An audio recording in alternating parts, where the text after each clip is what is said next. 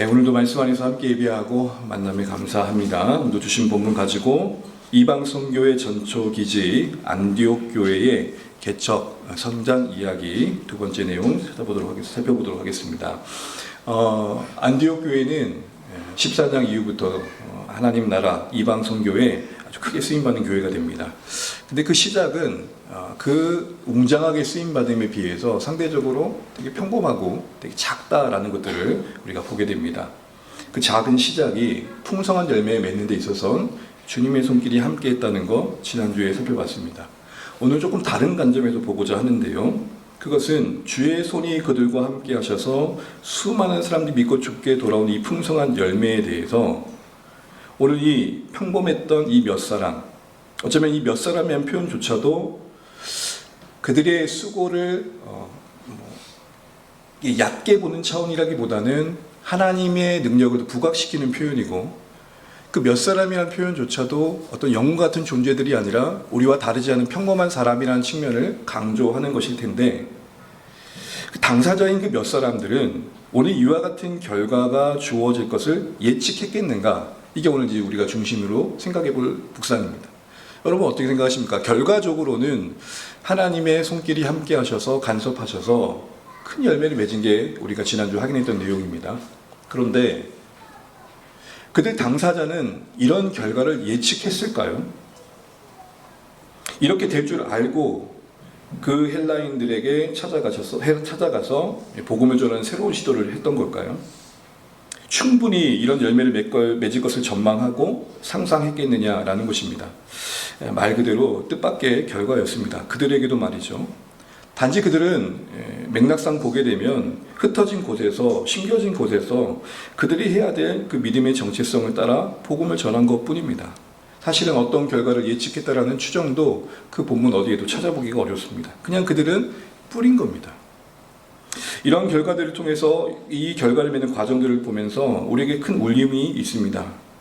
그리 대단해 보이지 않는 우리 삶의 작은 순종과 최선이 하나님 손에 붙들려서 어떤 생명의 열매를 맺게 될지 기대감을 가질 수 있기 때문이죠. 우리는 우리가 하는 일들이 어떤 결과를 가져다 줄 줄 알지 못하지만 오늘 본문의 이 은혜의 현장처럼 하나님의 손길이 함께 할 때 맺혀질 놀라운 결과를 기대하는 믿음의 시선은 가질 필요가 있겠다라는 것입니다. 우리가 하는 최선 위에 주님의 손길이 함께 해주시기를 간절히 바라는 마음 담아서 매 순간순간 수고해가는 삶, 그게 우리에게 있어야 될 모습이 아닐까 하는 생각을 이 본문을 통해 해보게 되는 것입니다. 우리 또한 그렇게 비록 미천한 수고이고 조건적으로 보면 참 빈약한 일들이지만 하나님을 섬기는 그 귀한 마음을 따라서 매 순간 우리에게 주어진 역량 안에서 최선을 다할 때 이것을 들어 쓰실 하나님의 일하심을 기대하는 믿음을 함께 갖게 되기를 소망해 봅니다. 사실 이런 본문을 보면서 우리는 다시 한번 이런 사실들을 다시 확인해 볼 필요가 있습니다. 오늘 본문에서 초점은 이들이 어떤 결과를 계산하거나 전망해서 움직인 게 아니라 그저 복음을 전할 수 있을 만큼 전했다는 점이 중요하다는 것을 놓치지 않아야겠다는 거죠. 우리는 어떤 일을 하든 간에 자연스럽게 그게 당연한 것이겠지만 잘 될까를 먼저 고민하게 됩니다. 맞죠? 이게 잘 될까? 사실은 이걸 고민하지 않는 것 자체가 이상할 겁니다. 그런데 문제는 뭐냐면 잘 될까를 고민하는데 너무 붙들릴 때가 많다는 거죠. 성경을 보게 되면 일관되게 하는 말은 잘 될까가 아니라 먼저 순종을 요구하신다는 겁니다. 어떤 결과와 열매 이전에 순종의 첫걸음을 요구하시더라는 것이죠. 우리 전도서 11장 6절 말씀을 같이 한번 이런 맥락에서 한번 읽어보겠습니다. 한번 읽어보죠. 시작. 너는 아침에 씨를 뿌리고 저녁에도 손을 놓지 마라. 이것이 잘 되는지 저것이 잘 되는지 혹 둘이 다 잘 되는지 알지 못함이니라. 오늘 본문을 보면서 중요한 구절은 뭐냐면 놓지 마라는 겁니다. 놓지 마라.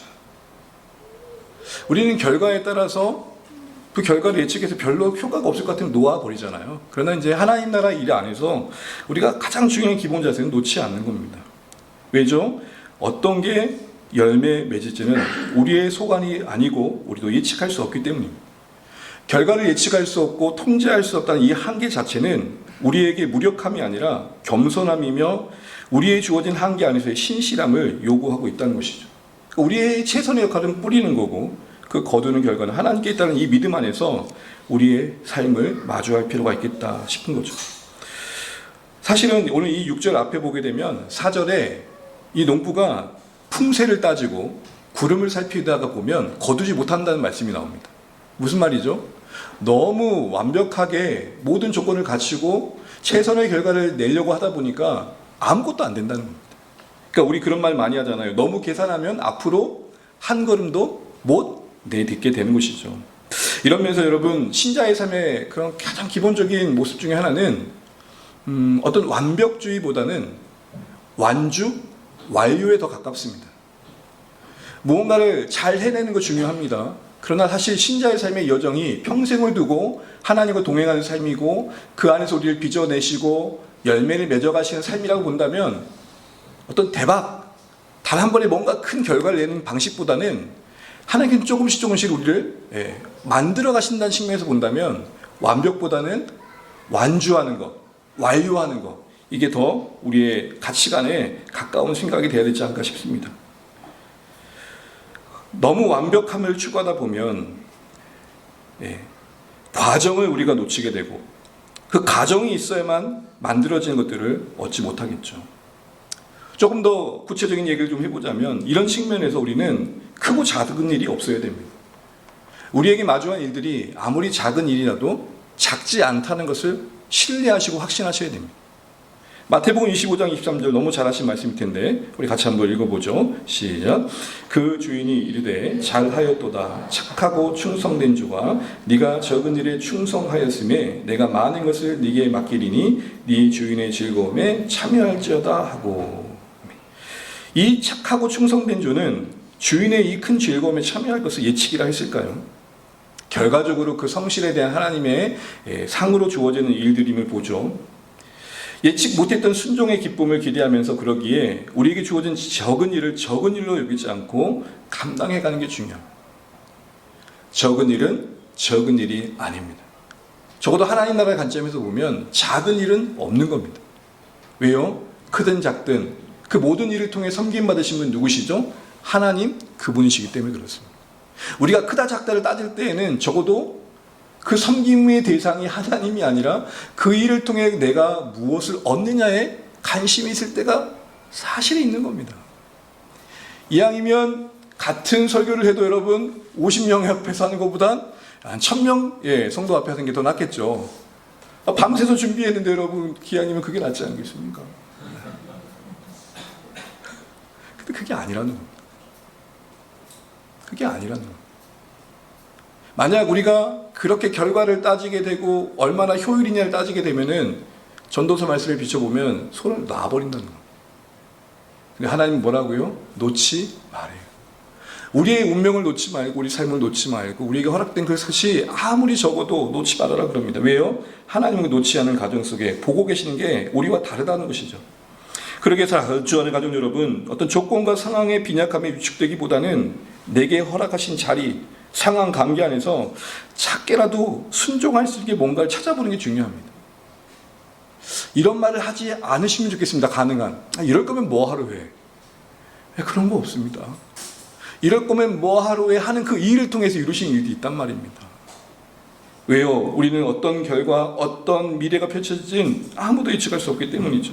그래서 작지만 모든 일이 첫걸음에서 시작되는 이 상식이 하나님 나라의 원리에도 적용된다는 걸 잊지 마십시오. 여러분 마태복음 13장 오늘 시간이 잘 다 보지 못하겠지만 하나님 나라의 시작을 항상 어디에 비유합니까? 겨자씨. 작은 거예요. 그 하나님 나라의 어마어마한 스케일이 그 시작은 뭐로 이야기돼요? 겨자씨로 얘기된다는 걸 우리는 보셔야 됩니다. 주 안에가 겨자씨인 줄 믿습니다. 하나님이 이곳에 겨자씨를 심으셨습니다. 겨자씨인 우리는 왜 우리가 겨자씨야가 아니라 씨답게 썩어 가지 뿌리를 내리고 열매를 맺는 자리에 가는 게 중요합니다.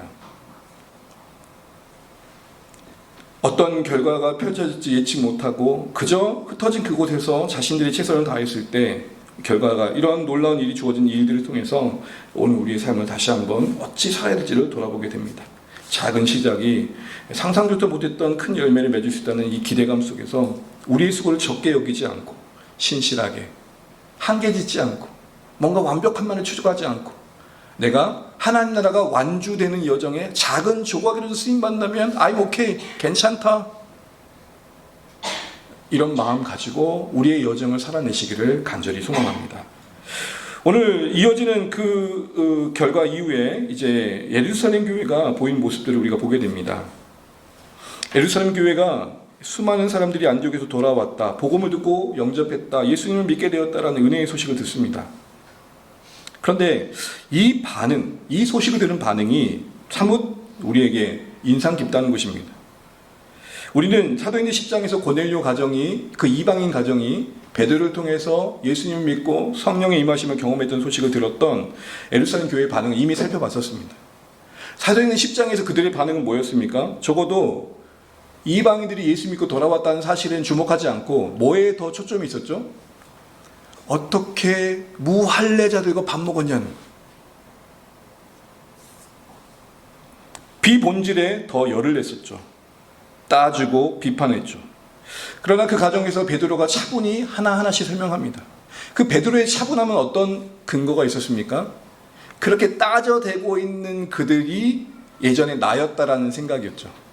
나도 그렇게 하나님께 따졌다. 그러나 지금은 하나님의 이해와 동일한 자리에 서서 자신에게 펼쳐지고 있는 이방 세계의 이 복음의 현장을 받아들이고 있었기 때문에 요 따지고 있는 무리도 언젠가는 이 독특한 생각 속에 나와 함께 한다면 하나님의 일을 함께 할 수 있겠구나 생각이 있었겠죠. 그의 기대대로 우리가 누구이기에 하나님을 맡기냐는 이 생각이 이들을 묶어내죠. 그리고는 우리가 봤던 사도행전 11장에 그 말미에 보게 되면 18절에 어떤 모습이 나옵니까? 따졌던 이들이 잠잠해지고 하나님을 찬양하고 인정하죠. 지금 그 열매가 여기에 펼쳐지고 있는 겁니다. 22절을 보실까요? 함께 읽습니다. 예루살렘 교회가 이 사람들의 소문을 듣고 바나바를 안디옥까지 보내니. 만약 사도행전 11장 베드로에게 따져냈던 예루살렘 교회의 모습이었다면 이건 도저히 나올 수 없는 열매입니다. 거기까지 뭐하러 가요? 갔던 베드로도 욕했던 자들인데 자기들이 뭐하러 그렇게 사람을 보내겠어요? 달라진 예루살렘 교회를 보게 됩니다.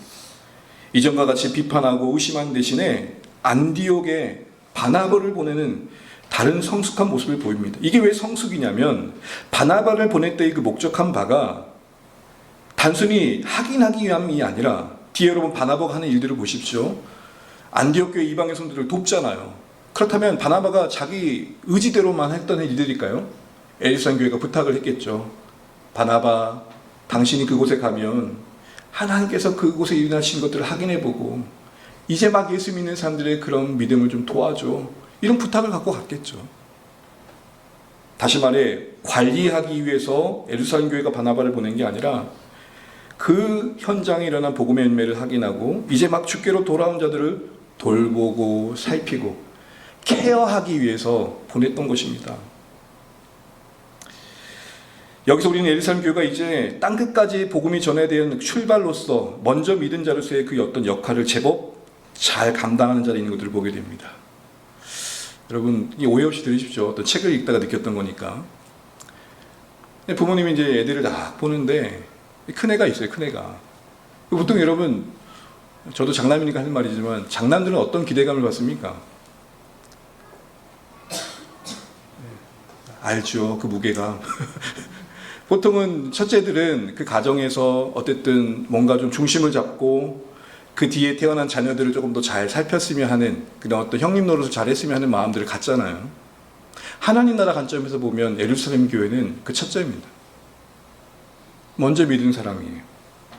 그런데 하나님은, 아버지이신 하나님은 그 첫째를 통해서 주변 나라들, 이방 나라들 품기 원하시는데 얘가 아직 속이 좁아가지고 그런 아버지 마음도 모르고 베드로가 그런 하나님의 마음을 따라 순종했을 때 따졌단 말이에요. 형님 역할 하고 있는 거예요, 못하는 거예요? 그런 상황 속에서 하나님의 은혜 안에서 그들도 베드로와 같은 마음을 품고 이제 제대로 된 그 역할을 하고 있다는 겁니다. 이런 예루살렘 교회의 모습을 보게 되면 먼저 믿는다는 측면에서, 복음이 그들에게 먼저 시작되었다는 측면에서 모태신앙인인가 또 먼저 믿은 신앙의 선배들을 연관시켜 보게 됩니다. 저도 개인적으로는 모태신앙입니다. 어렸을 때부터 교회가 자연스럽고 교회 출석하는 것 자체가 어려운 일이 아니었습니다. 잠시 떠날 때가 분명히 있었지만 저에게는 교회는 고향과 같은 곳입니다. 그런데 여러분, 이거 뭐 보통 항상 이 모태신앙들이 욕먹는 중에 하나는 뭘 못해가지고 그렇게 못했는지, 기도도 못해, 전도도 못해, 뭘 못한다고 못해라고 막 그렇게 비방을 받잖아요. 근데 여러분, 여기서 우리는 역으로 소망을 보게 됩니다. 분명 먼저 믿었다고 항상 먼저 성숙한 건 분명 아닙니다. 오늘 예루살렘 교회가 어떤 할례의 율법에 묶여가지고 그 어떤 간습에 묶여서 새롭게 펼쳐가시는 하나님의 이방 사역에 마음문을 열지 못했던 것처럼, 사실은 모태신앙들이나 어렸을 때부터 예수를 믿었던 분들의 어떻게 보면 보편적인 모습 중에 하나는 어떤 전통이나 어떤 신앙의 형식과 간습에 많이 붙들어 있어서 새로운 어떤 변화의 어떤 제한된 모습을 볼 때가 분명히 있습니다. 그러나 그렇다고 해서 그들이 아무런 쓸모없는 그런 존재인가? 그렇지 않다는 겁니다. 사실은 모태신앙의 저력 중에 하나는 들은 풍월이 너무 많아가지고 2단 정도는 기본적으로 분별합니다. 뭔지는 모르지만 저건 아니다 싶은 뭐가 있어요? 감각이 있어요. 그런 것만이 아니라 그 안에 쌓여있던 성경의 이야기들과 듣고 보았던 교회의 모습들은 마른 장작 같지만 불이 한번 임하고 나면 태울 것이 너무 많아가지고 그 연륜에 하나님의 경륜이 닿기만 하면 메말랐던 장작 같던 그들이 불꽃처럼 타오르는 것들을 보게 되고 그들이 더 든든하게 교회를 세우는 성숙함을 보일 때가 있습니다. 여러분, 뭐 신뢰가 안 된다면 예수님을 모태신앙이라는 어떤 말 자체도 참 웃긴데, 어렸을 때 교회 생활하지 않고 중간에 성인이 되어서 예수님 믿는 분들을 보게 되면 모태신앙을 되게 부러워할 때가 있습니다. 어떤 측면에서 그렇죠? 그 어린 시절에 주일학교 시간들을 보냈다는 것들, 뭐 여러 가지를 이야기를 합니다. 각자의 부르심이 다르니까 뭐가 더 낫다는 말씀을 드리는 건 아닙니다. 적어도 제가 모태신앙 입장에서 느끼는 변론을 좀 해보자면, 불이 붙기 전에는 그런 모든 것들이 굴레와 같습니다. 예를 들어 이렇습니다. 어렸을 때 아주 들었던 것 중에 하나는 주일에 예배 안 드리면 지옥 간다는 말 하도 들어가지고 교육용입니다. 방학할 때도 주일 예배는 드렸어요. 어디서 드렸을까요? 벽 기둥 뒤에 가지고 아무도 모르는 그 뒤에 숨어가지고 드리다가 축도하기 전에 나가고 그것을 했어요. 왜 그랬을까요? 예배는 안 드리면 뭔지 있을 것 같아. 그래가지고 예배는 드렸어요. 그런 모습을 보여요. 때로는 너무 익숙하다 보니까 권태감도 느껴질 때가 있습니다. 그런데 여러분, 이 연륜이 쌓은 이 권태와 굴레가 하나님의 은혜의 경륜을 만나잖아요. 사람이 놀랍게 쓰임받습니다. 제가 96년도에 방황을 했었다고 말씀드렸잖아요. 그 끝자락에 준비된 한 분과 영적인 상담을 하게 되는데 희한한 경험을 하게 됩니다. 그분이 말씀을 펼쳐놓고 저의 이야기를 듣더니 쭉 설명해 가는데, 저는 이런 경험을 했습니다. 파노라마라 그러죠. 성경의 이야기가 창세기부터 쭉 이어지는 거예요. 어렸을 때 주일학교 때 들었던 성경의 이야기가 하나씩 조각처럼 퍼즐처럼 아브라함처럼 쭉 이어지는데 그게 저의 심장을 뛰게 했어요. 마른 장작과 같았고 굴레와 같았고 버겨웠던 짐이 은혜를 만나니까, 불이 붙으니까 아름답게 쓰여지더라고요. 우리 여기 수아가 있고 은율이가 있고 왜 한이, 하준이, 하영이 다 있는데 우리 은유도 있고 애들 재율이, 은이 다 있잖아요. 이 자녀들이 위에 이렇게 쌓여가는 것들이 별거 아닌 것 같지만 소리 없이 쌓여가는 것들이 일을 하게 될 때가 있더라고요. 가끔 이제 전도하다 보면은 많은 분들은 어렸을 때 한두 번은 어디를 가요? 주일학교 출석했던 적이 있어요. 별거 아닌 것 같은 이 어떤 이런 경험들의 하나님의 은혜 안에서 크게 불이 붙을 때 아름다운 성숙이 될 때가 많더라는 겁니다. 적어도 교회 생활에 익숙하다 보니까 메말랐던 그 마음에 불이 임하게 되면 그 익숙함이 그 잘 안다라는 게 잘 알지 못하는 자를 섬기는 손길이 돼요. 신앙이라는 게 단번에 결심으로 안 되는 것을 그 스스로가 경험했기 때문에 기다려주는 배경이 돼요. 어쨌든 오늘 예루살렘 교회의 이 불붙은 모습, 그래서 이제는 달라진 이들의 섬김의 모습은 어렸을 때부터 신앙의 배경 속에 자란 우리에게 다시 한번 새로운 도전과 또 한편 격려를 해주고 있는 것 같습니다. 여러분, 이와 관련해서 우리가 한 가지 기억할 것이 있습니다. 오늘 이 시점에서 이 말씀이 우리에게 적용될 땐 아마 이런 부분이 아닐까 싶습니다. 시간이 아니라 은혜가 성숙을 만드는 겁니다. 그렇다고 시간이 쌓여가는 게 의미 없다고 말씀드린 건 아닙니다. 그러나 그렇기 때문에 우리는 하나님의 은혜를 더 사모할 필요가 있는 것이죠. 하늘의 불이 마른 장작과 같은 내 신앙의 형태에 임하기를 바랄 필요가 있더라는 것입니다. 바라기는 우리의 먼저 믿음이 섬김이 되시기를 간절히 축복합니다. 은혜가 아니면 먼저 믿음은 비판이 됩니다. 은혜가 아니면 먼저 믿음이 너무 잘하니까 그거 그런 거야 이렇게 말합니다.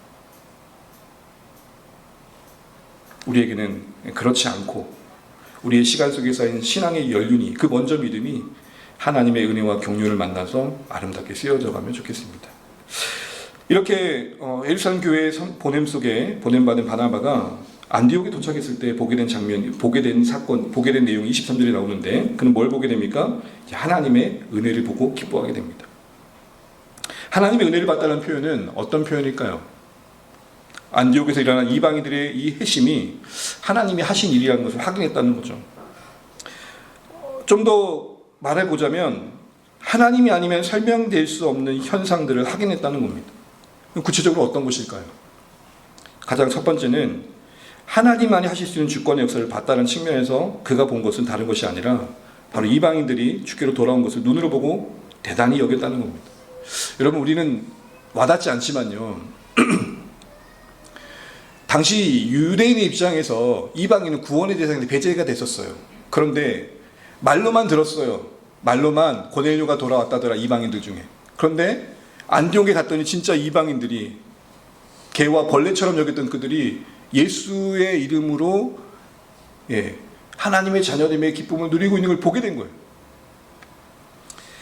유대인으로서 이방인의 구원은 믿기 힘든 일이었고, 결국 그 말은 바꿔 말하면 이거는 인간이 할 일이 아니다, 인간의 노력은 불가능하다, 이걸 봤던 거고, 그런 측면에서 하나님의 은혜다라고 고백했던 겁니다. 이 이방인들이 하나님 앞에 항복하고 하나님의 은혜가 그들 가운데 역사하셨기 때문에 열매에 맺어진 일들임을 본 것이죠. 두 번째로는 주의 손이 함께했다는 측면이 지난주에 말씀드렸던 것처럼 온갖 기적들을 말한다고 본다면 그들 안에 일어난 어떤 살아있는 간증들이 어쩌면 이 바나바의 마음에 큰 감동이 되었을 겁니다. 여러분, 그렇잖아요. 누군가 하나님을 깊이 경험한 일들, 그게 어떤 병의 고침이든 힘겨운 인생 속에서 하나님의 은혜로 회복된 이야기든, 그런 간증을 들으면 여러분 어떤 마음이 드세요? 기분 나쁘세요? 마음이 배워지세요? 기분 나빠지시진 않죠. 하나님의 은혜를 듣게 되면 내 마음에 그 하나님의 은혜에 대한 감동이 우리 마음을 기쁘게 합니다. 마지막으로 저는 오늘 바나바는 자신 안에 은혜를 보았다라는 것들을 묵상해 보게 됩니다. 그렇게 볼 수 있는 이유는 바나바는 성령이 충만하다 그럽니다. 여러분, 성령이 충만하면 어떤 유익들이 있을까요? 우리 고린도서 2장 12절 같이 한번 보겠습니다. 고린도서 2장 12절입니다. 같이 보죠. 시작. 우리가 세상의 영을 받지 아니하고 오직 하나님께로부터 온 영을 받았으니 이는 우리로 하여금 하나님께서 우리에게 은혜로 주신 것들을 알게 하려 하심이라. 아멘. 여러분, 오늘 고린도서 2장 12절 말씀에서 우리는 뭘 보게 됩니까?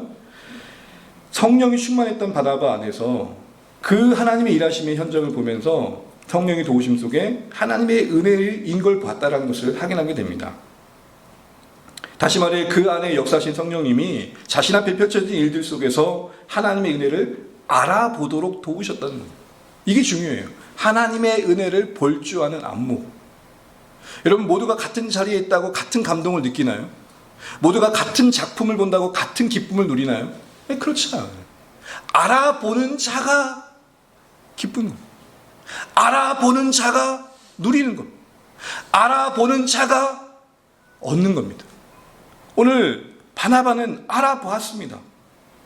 특별히 그 가운데서 그들 가운데 역사하신 하나님의 은혜 속에서 자신 안에 있는 은혜도 알아보게 되었습니다. 도저히 믿기 어려운 이방인들의 돌아옴, 눈으로 봐도 너무나 믿어질 수 없는 이 일들이 확인되어지는 현장 속에서 그는 그 안에 임한 은혜를 봤다는 것이죠.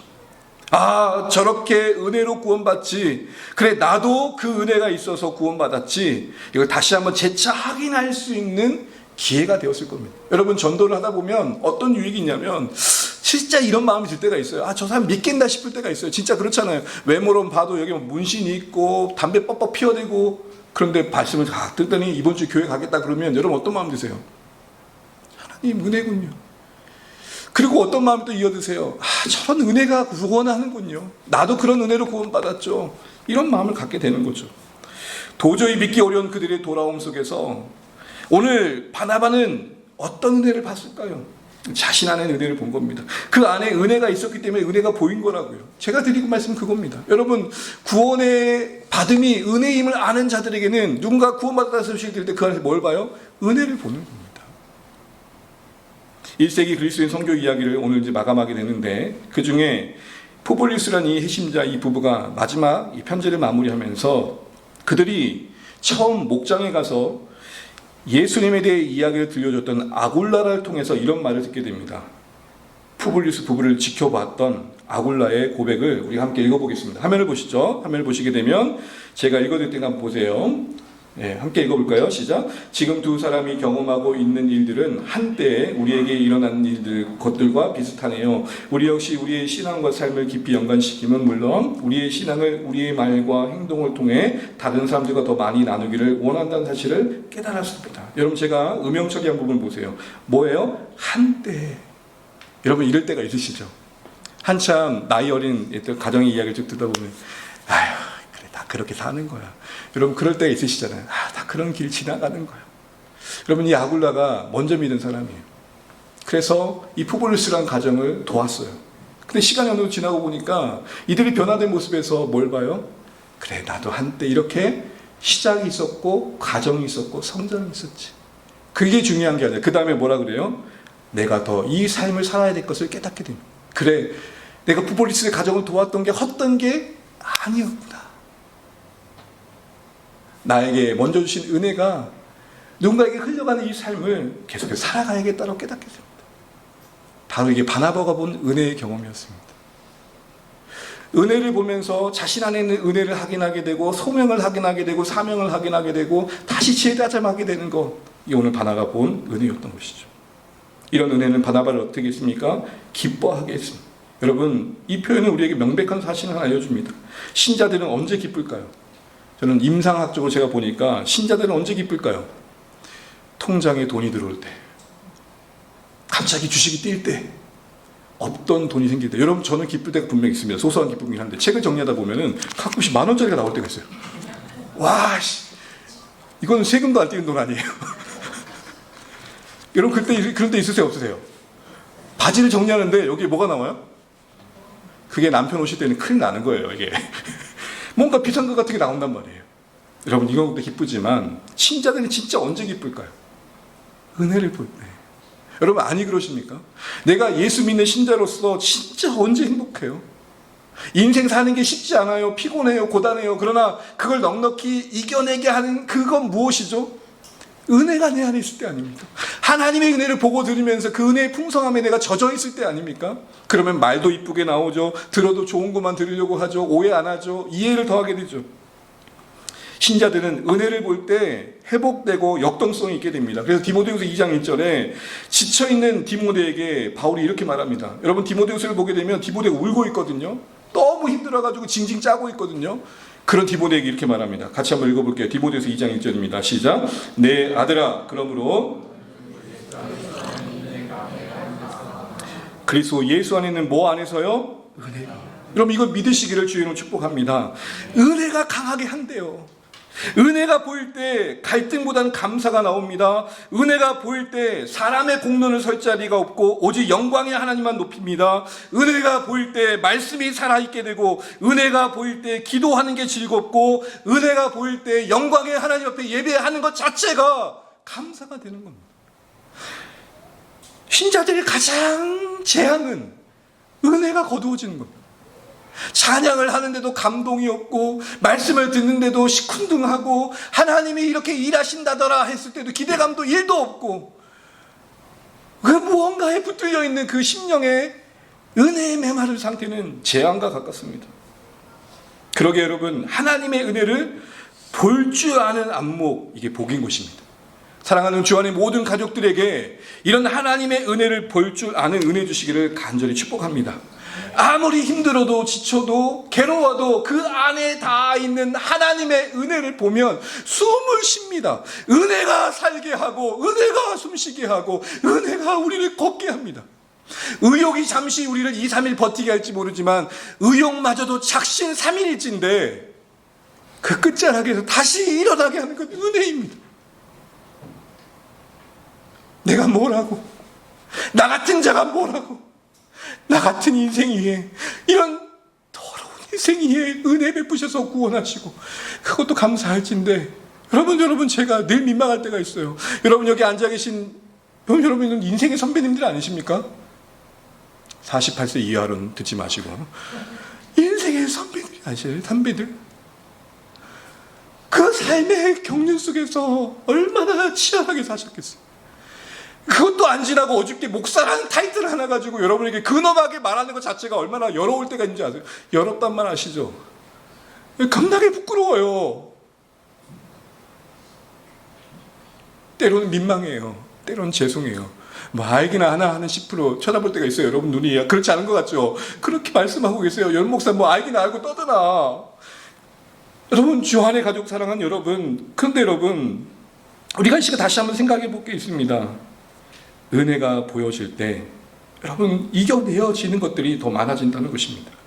그러기에 은혜를 볼 줄 아는 눈을 갖도록 기도하셔야 되고, 말씀을 늘 가까이 하면서 은혜의 증거들이 가득한 이 성경의 이야기에 익숙해지셔야 됩니다. 그래서 실제 상황을 마주하게 되면 성경의 이야기가 그 현실을 해석하고 은혜가 되게 합니다.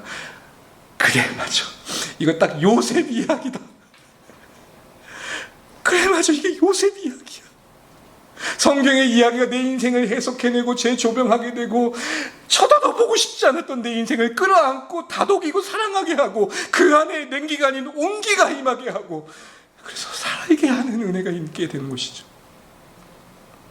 기도 가운데 하나님을 의지하는 인생들은 은혜가 보입니다. 여러분 똑같은 현실인데 누가 감사할까요? 기도했던 자가 감사하게 되는 거예요. 기도하면 그게 하나님이 하신 줄 아니까 은혜가 보이는 거예요. 또한 일상 속에 닿아 있는 여러 일들 속에 감사로 하나님의 은혜를 발견해가고 채굴해가는 자들이 은혜를 볼 줄 아는 안목이 자라는 겁니다.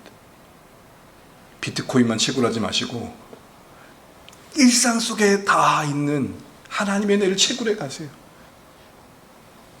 이 가정에 여러 것들이 있겠지만 비교의식을 늘 주의하셔야 됩니다. 제가 보니까 비교만큼이나 은혜 안에 은혜를 거두는 게 없어요. 비교하면 은혜가 안 보여요. 비교하면 없는 것만 보여요. 여러분 그렇지 않으세요? 비교하면 없는 것만 보여요. 그런데 은혜가 보이면, 하나님이 보이면 내게 없는 게 아니라 이미 주신 게 보이고 주신 거 안에서 하실 일들이 보이게 되는 것입니다. 목회자인 제가 은혜가 없어지면 어떻게 될까요? 자꾸 다른 교회와 비교하는 거예요. 다른 교회 장로님이 이러시던데요. 다른 교회 성도님들은 이러시던데요. 제가 맨날 설교 시간에 주구장창 다른 교회는 얼마나 좋겠어요, 여러분? 행복하시겠습니까? 제가 아는 목사님 잠깐 얘기 드렸잖아요. 그분 너무 힘들어해요. 권사님 한 분 이찬수 목사님 팬이래요. 그래서 매주 와가지고 목사님. 예.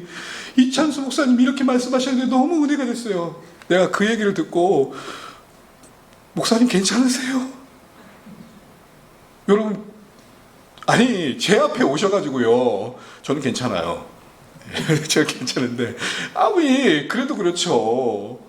그러면서 매번 만날 때마다 이찬수 목사님 이렇게 하셨대요. 그래서 그랬어요. 그럼 말씀하시죠, 옮기시라고 했더니 어디까지 분당 우리 교회 어떻게 보내요, 거기까지. 사랑하는 주 안의 가족 여러분, 비교하면 있는 것마저도 없어 보입니다. 은혜가 보일 때 주시는 이 기쁨이 바나바에게 힘이 되어가지고 더 머물게 하고 그 성도들을 양육하기 시작합니다. 은혜가 부어진 그 현장을 계속해서 이어가도록 성도들에게 권면하고 그들이 찾아갈 방식들을 알려줍니다. 기뻐하는데 멈추지 않고 굳건하게 주님 옆에 살 수 있도록 권면하는데 23절 같이 권면합니다. 함께 읽죠. 시작. 그가 이르러 하나님의 은혜를 보고 기뻐하여 모든 사람에게 굳건한 마음으로 주와 함께 머물러 있으라 권하니. 굳건한 믿음으로 주와 함께 머물라. 이것은 신자들의 삶의 방식이고 도리이죠. 이제는 구원받은 것만은 중요한 게 아니라 구원받은 이후에 주님을 그 삶의 중심에 모셔드리는 삶의 의미를 강조했던 것입니다. 한마디로 양육했던 거죠. 권면하며 양육해가는 그 현장을 우리가 보고 있습니다. 그렇게 될 때 안디옥 성도들은 제자가 되었고 그들은 또 다른 제자를 세워서 성경이 뭐라고 기록하고 있냐면 24절 말씀 같이 한번 읽어보겠습니다. 바나바는 착한 사람이요 성령과 믿음이 충만한 사람이라. 이에 큰 무리가 죽게 더하여지더라. 안 그래도 수많은 사람들이 돌아온 것도 감사한데 이들이 바나바와 함께 지내면서 잘 세워져서 추정하건대 또 다른 사람들을 세운 것입니다. 그래서 결국 큰 무리가 일어난 거예요. 그런데요, 분명 이건 하나님이 하신 일이죠. 그런데 성경은 유독 이 큰 무리의 일어남의 원인에 누구를 두고 있습니까? 바나바를 두고 있어요. 바나바의 착한 사람됨, 믿음과 성령에 충만한 사람이란 점이 이 결과를 내는 데 있어서 한몫했다라고 명시하고 있습니다. 분명 하나님이 하셔야만 되는 열매일 텐데 이 역할을 명시하고 있는 이유가 무엇일까요? 일은 하나님이 행하시지만 그 일을 이루어가신 일들의 통로된 우리는 준비되어야 한다는 것입니다. 여러분, 간혹 하나님의 일하심을 강조하다 보면 우리의 준비됨이 가소평가될 수 있습니다. 하나님이 하실 건데 뭐하러 그렇게 했어? 여러분, 이거 맞는 말일까 틀린 말일까요? 틀린 말이에요. 하나님이 하시기 때문에 그 영광스러운 하나님이 하시니까 거기에 합당하도록 우리 최선을 다하는 거죠. 다른 편에선 그게 또 너무 지나쳐가지고 인간의 노력이 너무 강조되다 보니까 우리에게 달린 듯 여길 때도 있고 특정 지도자나 영향력을 끼칠 만한 사람에 의존하는 때도 있습니다. 둘 다 아니라는 것이죠. 하나님의 주권에 신뢰하되 그분의 손에 귀하게 쓰임받는 것에 감사하면서 쓰임받기 합당하게 우리의 준비하는 게 필요하다는 겁니다. 그러면서 이렇게 교회가 성장해가자 바나바는 혼자 사역할 수 없으니까 누구를 생각나게 합니까? 사울을 생각하게. 아마도 바나바는 이쯤 바울이 이방인 사도로 부름받은 그 소명을 이룰 때가 되었다라는 생각을 나름 판단했을지 모르겠습니다. 그래서 25절 같이 바울을 데리러 갑니다. 같이 25절, 26절 말씀 읽고 말씀을 마무리해 보도록 하겠습니다. 함께 있죠. 바나바가 사울을 찾으러 다소에 가서 만남에 안디옥에 데리고 와서 둘이 교회에 1년간 모여 있어 큰 무리를 가르쳤고 제자들이 안디옥에서 비로소 그리스도인이라 일컬음을 받게 되었더라. 여러분 보십시오. 바나바가 바울을 데리고 와서 이룬 한 쌍의 콤비는 교회에 큰 유익이 되었습니다. 바나바는 여러분 아시는 것처럼 위로자입니다. 연결자입니다. 아무래도 따뜻한 목양의 장점이 있었습니다. 그럼 바울은 어땠을까요? 신학과 신앙에 있어서 그 깊은 지식이 탁월했던 사람이고 가르침의 은사가 있었던 사람입니다. 그러니 이 따뜻함과 명철함이 만났으니 얼마나 교회는 행복했겠어요.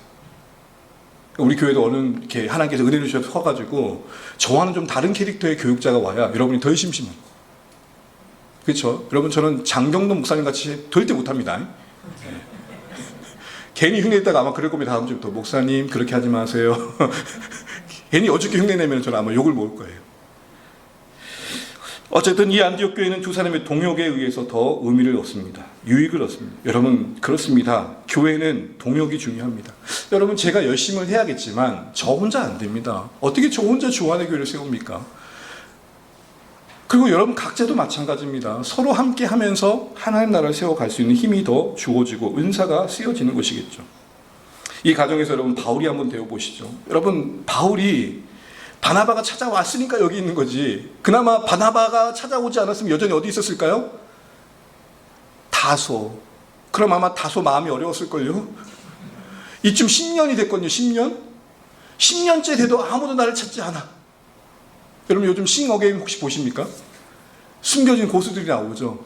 자기의 실력을 어디가 소개할 수 없는 무대마저 없어가지고 힘들었던 그들이 이런 기회를 통해서 자신을 드러내잖아요. 바나바 입장에서는 바울은 정말 큰 일꾼이었거든요. 유대교에 있을 때는 바울과 같은 명성 있는 자가 없었어요. 근데 지금 회심하고 난 다음에 유대교에서 버림받았고 그리고 또한 그마저도 예루살렘 교회도 품지 못한 상황에서 다소에 도망가듯 갔단 말이에요. 그 10년의 시간 동안 뭐 했을까요? 아마 길어지면 길어질수록 바울은 그런 생각했을 거예요. 아유, 시간 낭비하고 있다 내가. 뭐라도 해야 될 텐데. 그 뜨거운 열정 어딘가 표현하고 싶었을 거 아닙니까? 여러분 보세요. 풀어놨더니 어디 가요? 세계 전체를 돌아다녀요. 그 정도 열심히 있던 사람을 다수에 묶어 두었으니 얼마나 힘들었겠어요. 바나바가 찾아가요. 그때 준비됐던 것들을 안디옥 교회 1년간 풀면서 가르치면서 바울은 어떤 느낌이 줬을까요? 저는 이렇게 느꼈다고 생각합니다. 이야, 허송세월이 아니었구나. 주안의 가족 여러분, 저는 이 말씀이 어제 제 마음을 붙들어줬어요. 주안의 교회에 쌓여가는 시간들이 허송세월 아니게 하실 하나님을 찬양합니다. 여러분의 기도의 무릎을 허송세월하게 하지 않으실 하나님을 찬양합니다. 여러분의 인내를 허송세월하게 하지 않으실 하나님을 찬양합니다. 이 시대의 가장 큰 걸림돌은 뭐죠? 속성이에요. 속성. 모든 게 속성이에요. 빨리 끝나야 돼요. AI도 속성 시대예요. 요즘 웬만한 업무 처리는 사람보다도 빨라요. 그런데 여러분, 하나님 나라는 숙성이에요. 익어야 돼요. 다 구워야 돼요. 아무리 라면 스프가 맛을 낸다 한들 한나절 끓여내 곰꿈 가겠습니까? 물론 그래도 라면이 더 맛있다고 하면 할 말이 없어요. 하나님 나라는 숙성이에요. 그러나 이 세상은 속성이에요. 그러니 이 사이 속에 우리 얼마나 힘들어요. 이쯤 되면 뭐라도 해야 되는데, 이 나이 되면, 이 시간 되면 뭐라도 좀 내놔야 되는데, 하나님의 인생이 이 땅에 살아가면서 이 세상의 시간계획 속에 얼마나 힘들어요. 그러나 여러분 이거 하나 분명히 아십시오. 저를 한번 따라해 주시죠. 하나님의 셈법은 우리와 다르다. 이거 분명히 붙들고 믿음으로 우리의 갈 길을 가시길 바랍니다. 이런 은혜의 열매 속에 안디옥 교회가 얼마나 영광스럽게 됩니까? 그들이 비로소 그리스도인을 일컫는 받습니다. 여러분, 그리스도인이라는 말을 이번 기회에 분명히 정의하시면 좋겠습니다. 이 말의 객관적인 의미는 예수께 속한 사람이에요. 여러분을 그리스도인이라 소개할 때는 내가 누구에게 속한 걸 드러내는 거예요? 예수께 속한 사람. 이걸 좀 더 풀어보면 예수로 설명되는 인생, 그의 소명이, 그의 삶의 가치가, 목적이, 삶의 의미가 예수와 연결된 인생, 그 정체성과 삶의 방식이 예수로 설명되는 사람이라는 것은 누가 봐도 눈에 띄는 정도로 그의 삶에서 예수님이 드러나는 거겠죠. 그의 말이, 그의 행동이, 그의 가치가 예수님으로 나타나는 것이겠죠. 그걸 봤던 안디옥 교회 주변 사람들은 그런 안디옥 교회 성도들을 뭐라고 부릅니까? 별명으로 그리스도인이라고 부르는 거예요. 여기서 주목할 점은 자칭 그리스도인이 아니에요. 누가 그들을 그리스도인으로 불렀다고요? 안디옥 사람들이. 누가 그들을 그리스도인으로 불렀다고요? 안디옥 사람들이. 오늘 안디옥 교회 성도들이 살아가는 삶의 주변에 있는 이웃들이 그들의 모습을 보면서 예수라, 작은 예수라 이야기했던 것입니다. 이것은 그들이 그렇게 경험했기 때문이겠죠. 사랑하는 주 안에 가는 여러분, 믿지 않은 사람들에게 그리스도인으로 불려진 이 교회의 모습을 보십시오. 다시 한번 우리 삶의 모습을 돌아보면 좋겠습니다. 나의 삶은 무엇으로 설명되고 있는가? 이것은 내 자신에게 이런 질문을 해보는 거겠죠. 나는 무엇에 속한 자인가? 돈에 속한 자는 돈 냄새가 날 것입니다. 명예에 속한 자는 명예의 냄새가 날 것입니다. 예수께 속한 자는 예수의 향기가 날 것입니다. 우리의 존재와 삶의 방식이 세상 가운데서 예수로 설명되어지는 인생 되시기를 간절히 축복합니다. 입술로만 신자됨을 고백함이 아니라 주님이 내 안에 생명 주셨고 그 생명이 너무 귀하고 하늘 소망이 너무 영광스럽기 때문에 이 땅에 잠시 머무는 이 인생길 속에 가장 명예로운 이름 그리스도인 되시기를 간절히 바랍니다. 우리 모두 각자의 공동체 안에서 부름받은 이 삶의 현장에서 말씀 안에 잘 양육받고 준비되어지고 오늘 바나바와 바울의 돌봄 속에 그들이 그렇게 될 수 있었듯이 공동체의 돌봄과 진리 안에서 여러분이 이전보다 좀 더 달라진 넉넉함과 부유함과 풍성함으로 내가 사는 이유가 예수요, 내가 사는 의미가 예수요, 내가 사는 목적이 예수요, 나는 예수 빼고 나면 아무것도 드러날 수 없는 인생입니다. 이렇게 고백할 수 있는 저와 여러분 되시기를 간절히 축복합니다.